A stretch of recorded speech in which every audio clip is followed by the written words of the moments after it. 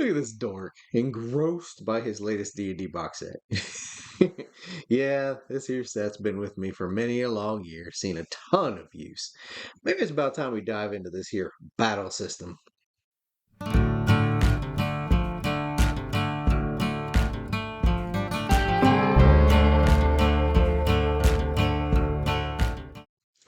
Hey there, everyone. Welcome back to the show. It's Tuesday. Roll for initiative. But, well, what's that? You say you have 783 combatants? Oh, better break out the bags of dice and start rolling. No, just kidding.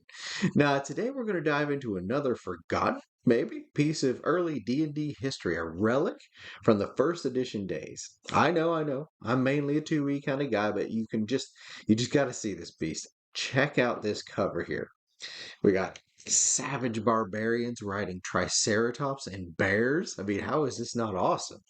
Anywho, Battlesystem was a wargaming supplement designed by Douglas Niles, him again, and Steve Winter. The cover is iconic Jeff Easley, naturally. The original set came out in 85 with a paperback revision in 89 for 2E. At the time of its release, the system was welcomed with largely positive reviews. Roger Musson of Imagine magazine noted the rules were fairly simple, but with some omissions and rules buried in odd places. Graham Davis of White Dwarf gave it an 8 out of 10, noting it was not as detailed as some other wargaming rules, but adequate. Finally, Scott Dollinger of Different Worlds magazine noted the set did two things well. TSR was now producing fine modules for large-scale combat, and the areas untouched in the rules left writing opportunities for reviewers such as himself. The set itself would go on to win an H.G. Wells Award. Now, the set itself was touted as a successor to the OG Chainmail rules, the original precursor to Dungeons & Dragons itself. Personally, not sure it got there, as Chainmail is remembered with reverence, while Battlesystem I strongly suspect would elicit a response somewhere along the lines of, huh? What's Battlesystem? To very briefly dive into the rule set, in the game, each mini represents either a hero or commander, or multiple units, depending on the troop level or hit dice. The game has no stats for these units. These are pulled from existing D&D publications, and that could be either basic, expert, etc., or first edition. The game assumed you'd be pulling from all the earlier sets, not just the latest iteration. To add a relevant creature, its in-game point cost would be derived from the XP reward listed for killing the creature. This is immediately familiar, I suspect, to real wargamers as the basic system of encounter balancing, that of the commensurate point allocations of any side. Further, I feel like this kind of led the way for 5e system of building encounters based on an XP point value, but I digress. This first edition was aimed at mass battles, big epic showdowns. It had both a beginner and an intermediate rule set, along with 4 battle scenarios to start you off. It had a guide to minis, and of course, it had all the cardboard figures. The rulebook covered 4 parts: an intro, a second part called the basic game, which gives you the basic rules of movement and melee combat, just to get you started. The third part introduced the intermediate game, bringing in more complex elements like missile weapons and artillery, cavalry, individual heroes, special formations, and terrain effects. And the final part was the advanced game, which dove into the really crazy stuff like magic and flying, weather, night battles, and special monsters. Interestingly, the system did not require a DM but encouraged a referee. And if you've ever watched some wargaming dudes throw down, wow, the rule debates can get heated. So, yeah, an impartial referee would absolutely benefit things. Now, I had mentioned a scenario book. This sucker had 3 scenarios that linked together to form a kind of progression, one for each level of the game. But there was a 4th scenario. The 4th scenario was specifically set in the Dragonlance campaign setting. This was the Battle of Qualanost, taking place during the same time as the module DL2 Dragons of Flame, while the heroes are in Pax Darkus. Generally speaking, both the 1E and 2E iterations of the set did their respective jobs, but did so in a bit of a different fashion. Just like 1E AD&D, the first edition wallowed in the crunch. The rule set was nuanced and robust. Players discussing the system on forums and such have mentioned many times you can find new rules and applications of rules even years after having been playing it.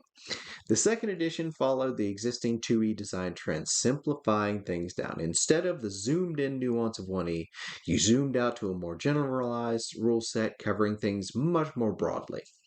This all being said, both 1E and 2E battle systems, you could really see where they were evolving iterations. And that evolution led them, I feel, to the rule set presented in the second edition's Player's Option, Combat and Tactics.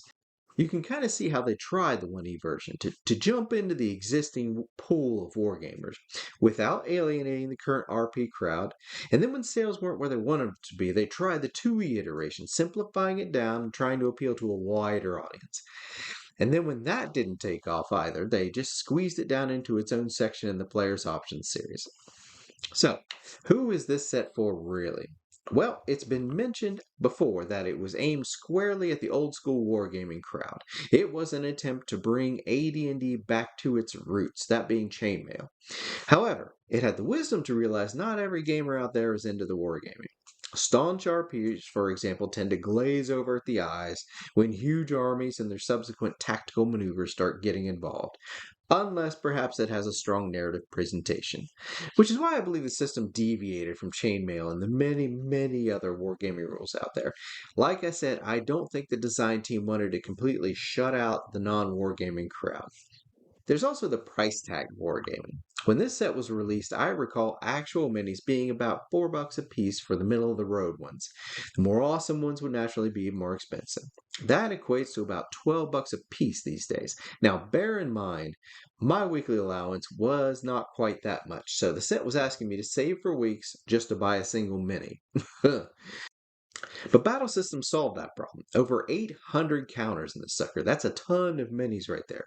At a fraction of the cost, not even a fraction. So again, the designers had some idea that even though the set was aimed at a crowd that thought nothing of dropping thousands of dollars building their ideal mini collection, it provided a nice ghetto alternative to the non-wargaming crowd so that they weren't shut out.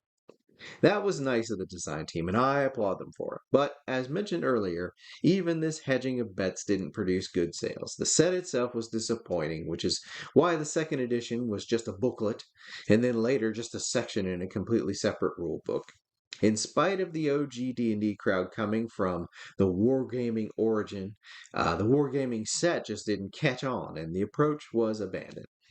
That being said, this little puppy has seen more than its fair share of use. Look at this box, held together by tape, every corner rubbed down to the scruff. Yes, sir. I may not be a wargamer, but this little set found a use again and again and again in my games. It was also a great storage system for the cardboard cutouts and such that I had, so don't count it out for something baseline and practical either. But there you have it, y'all. Battlesystem. Never really found a good solid audience, even if it was a fascinating experiment in the history of AD&D. Now, it is Tuesday, y'all. It's time to get your game on. So I'm going to pass the turn, let you all get out there and roll some dice. Gather around that table, y'all. Make some memories. While you're at it, pop in a good movie, maybe read a comic, watch a cartoon, drink your little water, get some exercise, take care of yourselves, and always have a good one.